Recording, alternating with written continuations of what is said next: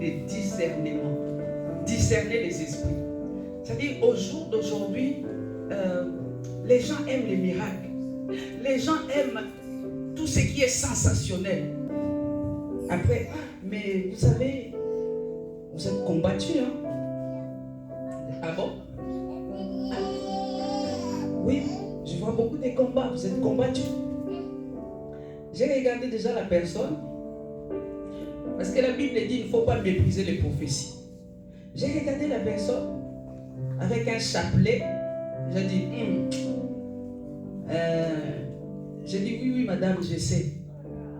Mais je sais aussi qu'il y a une personne qui a vaincu pour moi. Il y a plus de 2000 ans, Golgotha. Il y a une personne qui a fait de mes combats ses combats. Et puis la dame a dit, elle est devenue toute rouge.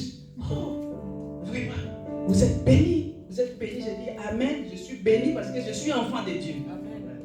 Après, bonne journée, madame. Que le Seigneur vous accompagne. Et arrêtez ce que vous êtes en train de faire. Après, elle s'est faufilée dans les rangs et elle est partie. Bien aimé, il faut avoir le discernement des esprits. C'est-à-dire, si je n'étais pas une personne, si je n'étais pas chrétienne authentique, j'allais me laisser séduire.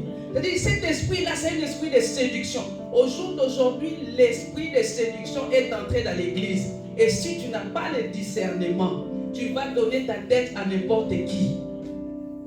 Si tu n'as pas de discernement, tu vas donner ta main à n'importe qui. Alléluia. Cette femme, la Bible dit, cette femme suivait les apôtres. Et il disait, elle témoignait. Et ce qu'elle disait, c'était vrai. Laisse-moi te dire une chose. Le diable aussi peut prédire ton avenir. Mais ce que le diable ne peut pas, il ne peut pas te délivrer. Il ne peut pas te délivrer. Alléluia. Amen. Donc cette femme, c'était un esprit de python. Un esprit de python, de séduction. Aujourd'hui, merveille, il faut faire très attention. Nous aimons les prophéties, moi la première. Parce que les prophéties nous aident aussi à avancer avec le Seigneur. La prophétie nous aide aussi à comprendre notre position, à comprendre aussi les combats de notre vie. Mais il faut faire très attention. Cette femme, la source n'était pas le Saint-Esprit. Cette femme avait un esprit de python. Bien aimé, j'aime beaucoup regarder les documentaires. Et vous voyez les enchanteurs, c'est ça, on les appelle les enchanteurs, qui font danser les serpents. Vous avez déjà vu ça? Que les cobras en train de suivre comme ça, les cobras. C'est-à-dire, je me pose la question, je me dis, mais comment ces gens-là arrivent à maîtriser? Cobra qui est méchant, cobra qui peut lancer, mais je ne sais pas. Mais ces gens-là, en fait, avec la séduction. Aujourd'hui, beaucoup de gens, beaucoup des enfants de Dieu tombent dans la séduction. Il y a des esprits séducteurs dans l'église. On a reçu quelqu'un un jour, je dis, mais moi ça ne va pas. Ces derniers temps, je ne me sens pas bien. Après, quel Seigneur nous aide. Cette personne m'a dit, non, les combats là, ça vient du côté maternel. Côté maternel, parce que j'ai mon nom de famille, au fait, je ne peux pas le dire ici. Si je donne mon nom de famille, tu vas savoir de quelle région je suis. Donc, il m'a dit, oui, c'est un combat qui vient de ces côtés-là. Du centre du Congo. Ceux qui connaissent la carte géographique du Congo, c'est-à-dire au centre du Congo. Il dit, ces combats-là viennent de là. Moi-même, quand j'ai raccroché, j'ai dit, cet homme, c'est moi qui lui ai dit mon histoire. C'est moi qui lui ai dit, voilà, ma mère est mélangée de ces côtés-là. Maintenant, il me retourne la même chose que je lui ai dit. Bien aimé, il faut faire très attention. Non, il faut faire attention. Cure d'âme, c'est autre chose. Quand tu fais cure d'âme, c'est lui où le cureur peut te faire parler pour te demander, voilà ton enfance et tout, c'est pour prier. Mais, que quelqu'un, moi-même je raconte mon histoire, après toi tu prends ça et tu commences à prophétiser ce que moi je t'ai dit. Ça ne va pas. Donc cette femme, beaucoup de gens suivaient cette femme. Je suis sûr quand ils allaient faire leur business, à un certain moment, les maîtres de cette femme disaient, bon, nous allons appeler maintenant la prophétesse. Alléluia.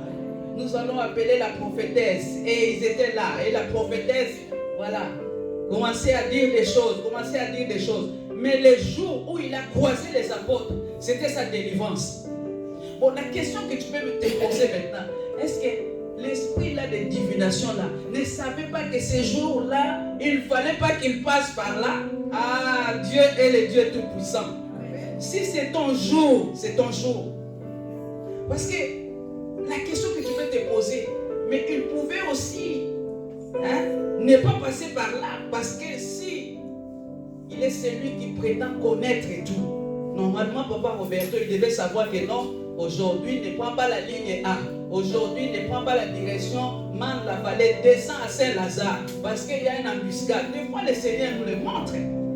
Tu veux sortir, tu veux prendre tel bus, le Seigneur te dit non, marche à pied, ou laisse la voiture aujourd'hui. Mais ces jours-là, bien aimé, fais très attention. Fais très attention. J'ai parlé de discernement des esprits. Et toujours dans les livres des Actes des Apôtres, dans Actes des Apôtres, chapitre 13, verset 8 à 10, c'est l'histoire d'Élimas, le magicien. La première fois que j'ai lu ce passage, moi-même je me suis dit, oh, il y a le lingala dans la Bible. Élimas. J'ai dit, il y a les, Dieu connaît les lingala. Il y a les lingala dans la Bible. Élimas le magicien. Élima lingala veut dire monstre. Élima. Et ici on dit lui, le monstre magicien. Et cet homme-là, n'est-ce pas, a voulu acheter les dons de l'esprit. Bien aimé, il faut faire très attention. Il faut faire très très attention. Le Saint-Esprit ne se vend pas. On ne peut pas vendre les dons de l'Esprit Saint. On ne peut pas vendre les dons de l'Esprit Saint. Alors il y a des personnes, non, moi je veux tel don. Moi je veux tel don, je donne 1000 euros, je veux tel don. Ça ne s'achète pas. Et ma Olivia, ça ne s'achète pas. Le Saint-Esprit donne à qui il veut. Et il fait ce qu'il veut, comme il veut, quand il veut, à qui il veut. Mais ça ne s'achète pas. Et cette histoire-là nous montre comment cet homme a été châtié par l'apôtre. Qui lui a dit, vraiment tu seras aveugle. Tu ne verras plus. Ah, j'aime ces dons-là. Tu viens jouer avec moi pendant la nuit. Que le Seigneur te frappe d'aveuglement dans le nom puissant de Jésus. C'est-à-dire, tu viens la nuit et le matin quand tu te réveilles, tu ne vois plus. Ah, va connaître sort au nom de Jésus. Alléluia. Je dis, tu viens m'attaquer la nuit. Que le Seigneur te frappe d'aveuglement. Tu viens attaquer cette assemblée. Que le Seigneur te frappe d'aveuglement. En plein jour, tu es en train de tâtonner. Tu es en train de tâtonner. Tu demandes ton chemin. Qu'il en soit ainsi dans le nom de Jésus. Tu viens ici pour combattre. Alors que nous avons besoin de la délivrance. Alors que nous voulons voir la main de Dieu. Mais toi, tu viens pour envoûter. Toi, tu viens pour lancer des venins. Que mon Dieu te frappe d'aveuglement. Pour l'âme, dans le nom de Jésus. Amen. Amen. Et ensuite, il y a, nous passons maintenant à la deuxième catégorie. Deuxième catégorie, nous avons dit quoi? Les dons de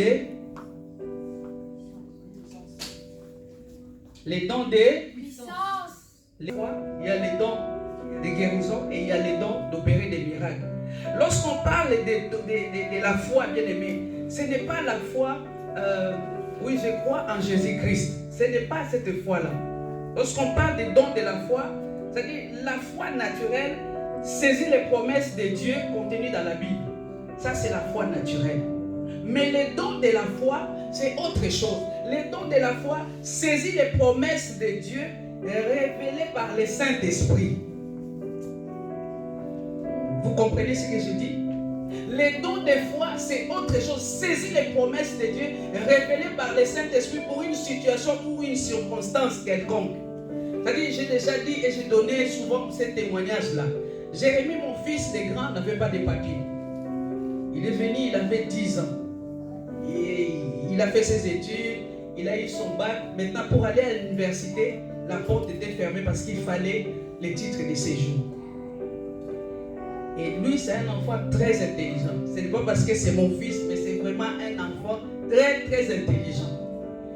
Et bon, moi, sa maman, comme mon français, des fois merveille qui se moque de moi, mon français, c'est un peu du prêt-à-prêter. Elle dit non, j'ai demandé, mais non, non, non, je vais voir telle personne. On a écrit des courriers, vous voyez, avec des bons français bien arrangés. Nous avons écrit au conseil général. Les semaines passent. Je demande, mais c'est comment? Tu as la réponse. Oh, ça n'a pas marché, mais nous avons encore réécrit au préfet et tout. Ok, j'ai regardé comme ça. Et moi, ça me faisait mal de voir que les autres ont repris les études. Et un enfant très intelligent comme ça restait à la maison. Un après-midi, je l'appelle, je dis, Jérémie, viens, on va prier. Avec papa Paul, je dis, on va prier. Mets-toi à genoux. C'est mis à genoux. Et j'ai prié.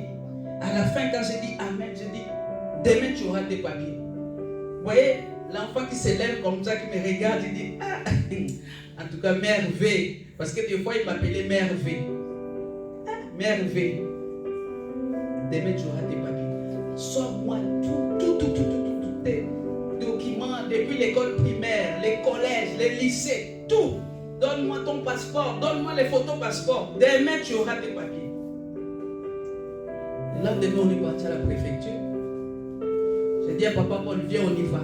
Jérémie, toi, reste. Il m'a dit, à un certain moment, toi-même, tu sens que ça va marcher. Et si tu sens que ça va marcher, ne t'entoure pas avec des personnes négatives. Ne t'entoure pas. Donc, je suis parti, on est parti à la préfecture. J'ai dit, papa Paul, toi, reste assis. Mon numéro m'a appelé, je pris du papier. J'ai dit à la dame, madame, je suis venu prendre des papiers pour mon fils parce qu'il faut qu'il aille à l'université. Et il y a un problème là parce qu'il n'a pas de titre de séjour. La dame me dit, ah bon? J'ai dit oui. Dit, donnez-moi tous les papiers. Je vais voir papa, donne. Les bulletins. Je viens, je donne à la dame. La dame regarde. Attendez, je vais voir ma responsable. Là où j'étais, moi j'étais là. Rababa, yedeo, barababa. La dame est partie voir la responsable. Elle est revenue. Donnez-moi tel papier. Je vais voir ma responsable. J'étais sereine, c'est-à-dire j'étais sûre de moi. J'ai dit aujourd'hui, je vais rentrer avec les titres de séjour de mon fils. Et au final, la dame est venue. Il m'a dit, donnez-moi des photos passeport. Vous voyez tout ce qu'on demande. Ah non, Dieu est bon. Ça, c'est le don des foi. Et j'ai donné les photos passeport. J'ai donné son passeport. J'ai tout donné. Et à la fin, la dame est venue.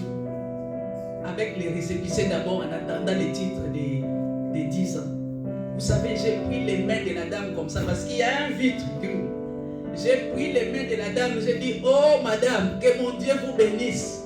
Merci, que mon Dieu vous bénisse. On est arrivé, je crois, il était près de 10h ou 10h30. Et on est parti de là, il était, je crois, midi 20. Et après moi, les guichets étaient fermés. J'ai pris les papiers. Alléluia. Ça, c'est les dons de foi. Et quand je suis venu à la maison, je donnais à Jérémie. Tiens, demain va t'inscrire. C'est-à-dire même l'enfant regarde sa maman comme ça, dit, mais toi tu es esprit ou bien? Ça, c'est les dons de foi. Il ne faut jamais confondre avec la foi naturelle. Oui, je crois que Jésus existe. Mais quand il s'agit d'une circonstance particulière, comme les témoignages que je viens de donner par rapport à mon fils, il faut ces dons-là. Et ça, c'est le Saint-Esprit qui donne. C'est-à-dire, tu pries à un certain moment, le Saint-Esprit te communique. Non, libère une parole. C'est comme cet homme de Dieu qui a dit, bon, moi je ne suis pas encore arrivé à ce niveau-là. Qui est parti prêcher dans une église. Et à un certain moment, il se faisait des miracles.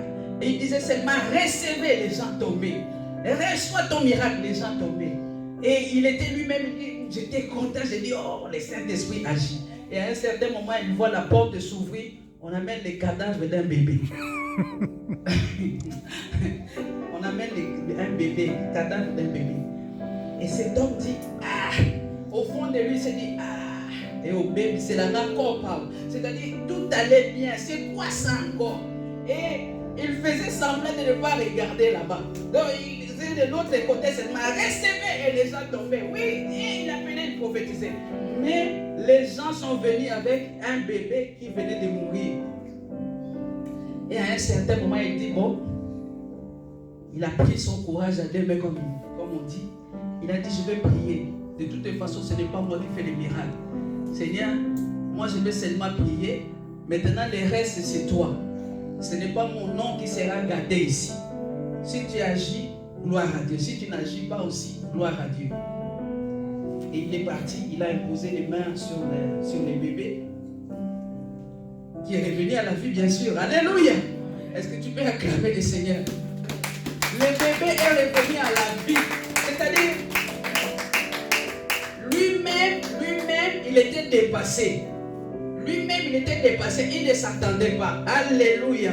C'est-à-dire, à ce moment-là, lui-même, il disait, oh, Seigneur, je me réponds. Tu es si grand.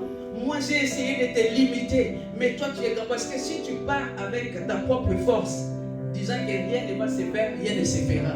Mais là, lui-même, il s'est dit, non, ça, ce n'est pas mon problème. Si tu agis, tu agis. Si l'enfant ressuscite, gloire à Dieu. S'il ne ressuscite pas encore, en tout cas ici, Seigneur, glorifie seulement ton nom. Alléluia. Je parle du don de la foi. Et nous avons vu le dimanche dernier avec le prophète Déby. Ayez la foi de Dieu. Ce n'est pas la foi qui déplace les montagnes. Mais si vous avez la foi, si vous aviez la foi, vous diriez, c'est-à-dire tu vas parler, tu vas ordonner. Et la parole que tu vas libérer, c'est ça qui va déplacer les montagnes. Alléluia. C'est les dons de foi. Voilà pourquoi Jésus dit, ayez la foi de Dieu. Si tu fais quelque chose, tu as un projet, si tu n'as pas la foi, demande la foi de Dieu. Dieu donne aussi la foi. C'est un don spirituel. Je ne parle pas de la foi, oui, je crois, non. Je parle de la foi maintenant pour une circonstance, pour une situation. Et pour terminer, parce que là, il est bientôt 20. Ma belle-sœur, lorsqu'elle est venue, elle aussi, elle avait des problèmes tout le temps à la préfecture et tout. Tout le temps à la préfecture, voilà, on lui faisait des va-et-vient, aujourd'hui pas de rendez-vous. Et un jour, elle s'est réveillée avec détermination. Elle m'a dit, je vais à la préfecture. J'ai dit, mais tu n'es pas convoqué, comment ça tu vas à la préfecture? Elle dit, ma vie, je vais à la préfecture. Elle est partie à la préfecture. Vous savez ce qu'elle a fait? Ça, c'est sa foi. Je rigole d'abord. Ah, la foi. Non, la foi est une folie des fois. Elle a fait les tours de toutes les toilettes. WC. Elle est rentrée au rez-de-chaussée sous-sol. Elle est partie aux toilettes. Elle a lié les esprits. Toilettes hommes, lier les esprits. Toilettes femmes, lier les esprits. Elle monte, lier les esprits dans les toilettes. Elle est rentrée à la maison, elle a dit, Ego-Sima. Et ça a marché. Alléluia. Ça, c'est une révélation qu'elle a eue. Maintenant, je ne t'envoie pas d'aller dans les toilettes des préfectures pour aller lier les esprits. Ça, c'était selon la conviction que le Saint-Esprit lui a mis, que le Saint-Esprit lui a donné. Le Saint-Esprit lui a dit, voilà, fais ça, fais ça, fais ça. Peut-être qu'il y avait des géants dans les toilettes qui empêchaient que son dossier ne puisse aboutir. Alléluia. Je parle toujours des dons de la foi. Les dons de la foi. Cette femme aussi qui avait la perte de sang. Voyez-vous, ce genre de foi-là, c'est ça. Cette femme qui avait la perte de sang, normalement, elle ne pouvait même pas se mélanger avec les autres personnes. Elle ne pouvait pas, parce qu'à l'époque, lorsqu'une femme avait ses menstrues, c'est-à-dire, tu étais impur, tu ne pouvais même pas te mélanger avec la foi. Et il y a des tribus, même chez nous, si la femme a ces périodes-là, tu ne peux même pas faire à manger. Mon père ne mangeait pas. Donc, toi-même, tu sais que voilà, papa ne va pas manger mon foufou parce que je suis. Alléluia. Ça peut te choquer, mais c'est vraiment ça. Et des fois, ma grande sœur s'est cassée souvent, comme elle n'aimait pas trop préparer les foufous. C'est pas comme la semoule ici, foufou, c'est vraiment. Elle disait non, non, je ne peux pas parce que. Donc elle s'est cachée. Alléluia. Donc je reviens à ce que je disais, les dons de la foi. Cette femme, normalement, elle ne devait pas se trouver là. Mais en elle-même, il y a une foi qui a grandi en elle. En elle-même, elle s'est dit, si je puis seulement toucher les bords de son vêtement, je serai guérie. Ça a un don. Et cette femme a touché les bords du vêtement de Christ et elle a été guérie. Alléluia. Je vais m'arrêter là. Il est 25. Je vais m'arrêter là et nous allons continuer la prochaine fois. Aspirer aux dons spirituels, surtout à la prophétie. Lorsqu'on dit aspirer, ça veut dire appeler. Chercher les dons spirituels. Appeler les dons spirituels. Et tu vas prier. Tu vas prier, tu vas demander. La Bible dit, si mauvais que nous sommes, nous savons donner des bonnes choses à nos enfants. À combien plus forte raison Dieu le Père ne donnera-t-il pas le Saint-Esprit à ceux qui le lui demandent, sachant que si tu as le Saint-Esprit en toi, tu vas développer aussi les dons. Tu vas développer les dons. Puis le Seigneur dit, Seigneur, j'aspire aux dons spirituels. J'aspire aux dons spirituels. Je cherche les dons spirituels pour l'édification de l'Église, pour l'avancement de ton œuvre, pour ma famille. Regarde autour de toi. Dans ta famille, tu es la seule à prier. Dis, Seigneur, j'aspire aux dons spirituels par rapport à ma famille. Par rapport à ma famille. Ce soir, en rentrant chez toi, Ingrid, si tu commences à prophétiser, tu commences à dire des choses à ton Père, des choses que lui-même connaît, il va croire à ton Dieu là. Alors, prie le Seigneur, dit, j'aspire aux dons spirituels.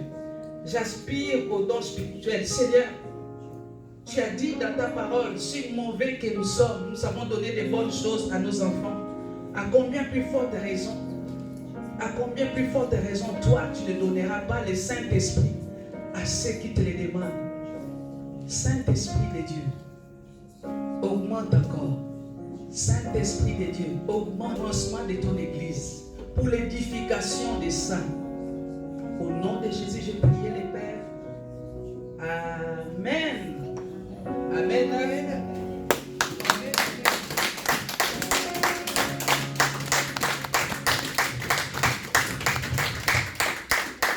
Nous n'allons pas clôturer comme ça. Je vais inviter le prophète Nathan qui nous a visités. Vous savez, lorsqu'un prophète se déplace, il vient toujours avec un message. Lorsqu'un prophète se déplace, il vient avec un message. Lorsque Samuel s'est déplacé, il y avait un message. Amen. Ah, tu n'as pas compris. Lorsque Dieu a envoyé Nathan, le prophète, chez Isaïe, le papa de David, il y avait un message. Amen. Ah, là, tu commences à comprendre. Amen. Là, tu commences à comprendre. Un prophète ne se déplace pas comme ça. Un prophète vient avec un message. Papa Nathan, viens nous t'accueillir dans le nom de Jésus. Dans le nom de Jésus.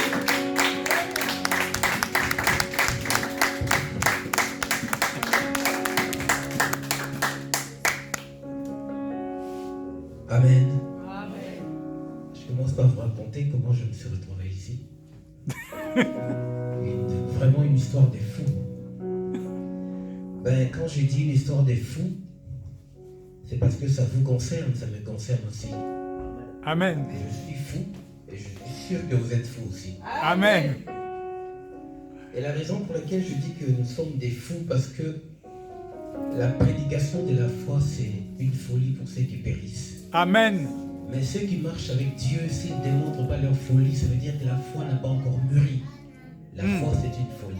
Amen.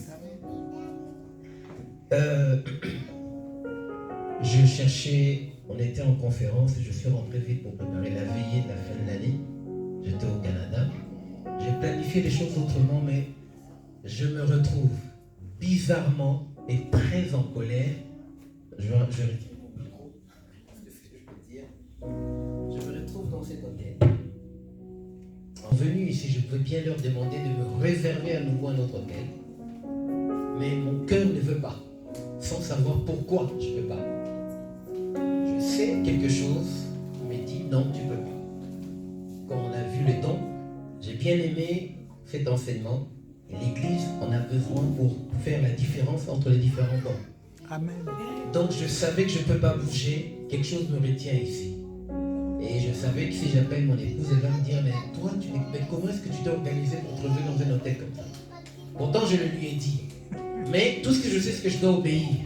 Amen. Vous savez, que j'aime l'hôtel ou que je n'aime pas l'hôtel, ce n'est pas la question. La question, c'est qu'il faut que je sois là où je n'aime pas. Ah. Vous ne me suivez pas encore, je sais que je vais y arriver. Je me suis toujours posé la question si Jésus était d'accord de naître là où il est né. Il était quand même le roi des rois. Oui. Mais il est né dans un endroit très sale. Pour un roi. Ouais. Pour un roi de rois. Et Dieu parfois crée des bonnes choses dans les mauvaises choses. Il Amen. prend ce qui est vil pour confondre ce qui est précieux. Amen. Dieu, tu lui demandes la solution, mais il va créer un problème pour emmener la solution. Amen. Dieu, pour résoudre un problème, il faut qu'il crée un problème pour résoudre ton problème. Amen. Donc tu lui demandes la vie, il doit d'abord te tuer pour que tu aies la vie après. Amen. Donc il faut la mort de Jésus pour donner la vie. Amen. Je sais que jusque là maintenant vous commencez à comprendre la chose. Amen. Ça veut dire que ma galère, tout ce que j'ai vécu, c'est parce qu'aujourd'hui il fallait que je prenne ce micro pour vous.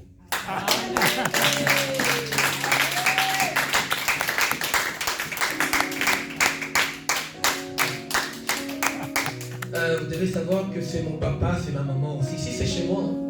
Donc je devais passer depuis. Mais voilà comment Dieu organise les choses. Et Merveille, c'est ma petite star. Bon, pour résumer, donc du coup, j'ai pas voulu bouger et je suis alors resté ici en retraite, sans savoir pourquoi, mais aujourd'hui je sais pourquoi. Bon, ben, voilà, j'étais là, juste ici derrière. Il y a des micro-ondes ici, j'étais en train de chauffer un petit repas pour manger le soir. Et j'entends une chanson, oh mon Dieu, tu es bon, oh mon Dieu, tu es bon. Sans savoir que là, c'est la voix de maman V. Je dis, mais en fait, j'écoute, je suis connecté à cette voix, à cette église que je ne connais pas, mais je sais que c'est mon église. Tout ce que je savais, c'est que l'église était à côté de mon bureau. Je savais que c'était ici. Mais mon esprit regardait le niveau de discernement. Je sais que cette église est bien pour moi. Amen. Et qu'il faut que j'y entre. Alors je vais demander à la réceptionniste, dites-moi, c'est quoi? Il a dit, c'est une église évangélique. J'ai dit, je veux aller à cette église évangélique. Ah bon, très bien. Vous savez, les choses de Dieu, Dieu fait avec vous des grandes choses quand vous êtes ignorant, aveugle. Quand vous ne vous posez pas des questions. Ouais. Parce que dans le prophétisme, c'est très important de poser des questions ou de réfléchir. Ouais. Et même, vous allez voir plus loin quand maman expliquait la foi. Dans le prophétisme, il n'y a même pas la foi, il n'y a que l'obéissance. Amen. Donc nous qui vivons dans les coulisses de l'existence avec Dieu, il faut seulement obéir, ne te pose pas des questions. Parce que si tu te poses des questions, la philosophie va entrer. Ouais. Et quand la philosophie entre, ça emmène plein de choses, des murmures, l'absence, enfin, il y a plein de choses qui arrivent et puis finalement tu finis par désobéir et le Saint-Esprit va t'en vouloir. Et là j'étais en train de parler de ma soeur là-bas. Trop des questions et d'analyse. Tac, tac, tac, tac. Je ne suis pas là pour ça, moi je vais juste donner mon témoignage. Et donc en fin de compte, ici à Paris, si j'ai 20 invitations, en 2 ans, je peux répondre peut-être à une seule invitation. Ouais. Et ça fait 2 ans que j'ai répondu à une seule invitation ici à Paris. À l'étranger, oui, mais ici à Paris, une seule. Donc, c'est difficile de me voir me déplacer et entrer dans une église. Je crois que Merveille, c'est ça. Et puis on est très réservé. Mais donc, si le fait que je suis ici, c'était pour vous annoncer quelque chose. Il y a une nouvelle saison qui commence ici dans cette église. Amen. Amen.